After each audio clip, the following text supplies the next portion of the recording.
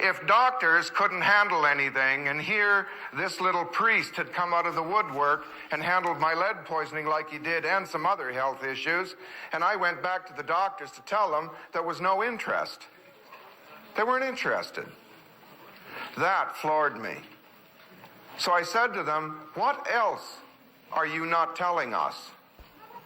And that meant I had to go back into history and find out where they'd made a mess of it. And as the further I got back in history through the 1800s, I began to realize that, look, you know, you compare a hospital today with all their fancy white uniforms and all their multi-millions of dollars of equipment, and what did they know back then? What were they doing? Guessing? I started finding books that were published by doctors through the 1800s, books that they read and books that they learned from. And lo and behold, out of every single book were deworming programs, parasite programs. Doctors in those days did autopsies, and they found parasites.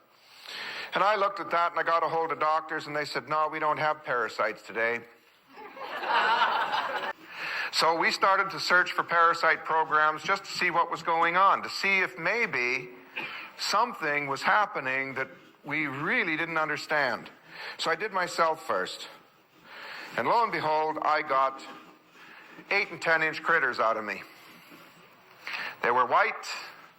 First of all, they were in the toilet water and they were all bunched up. I thought it was mucus.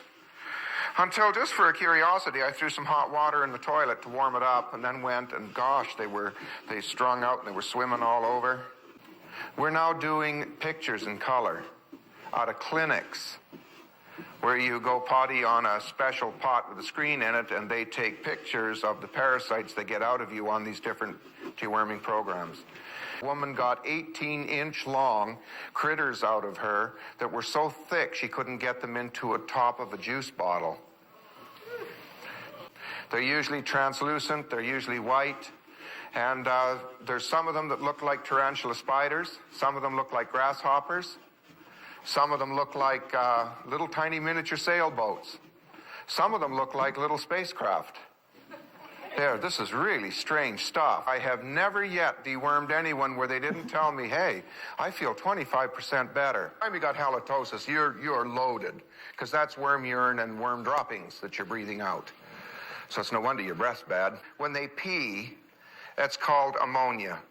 So just go to a doctor, have a blood test, and see what level of ammonia is in your blood. If you have ammonia in your blood, that's called worm urine. You get a headache. You got the headache because the worms are all peeing, trying to get you to eat something else. They're trying to make you sick so you'll get off of what you're doing and start eating. So you take some arginine and orthodine, and a matter of 20 minutes, if the headache's gone, you've neutralized the worm urine and you know that you're loaded. All children that have little tiny pimples on the backs of their arms or little tiny pimples here on the edges of their cheeks have 5 varieties of critters in them.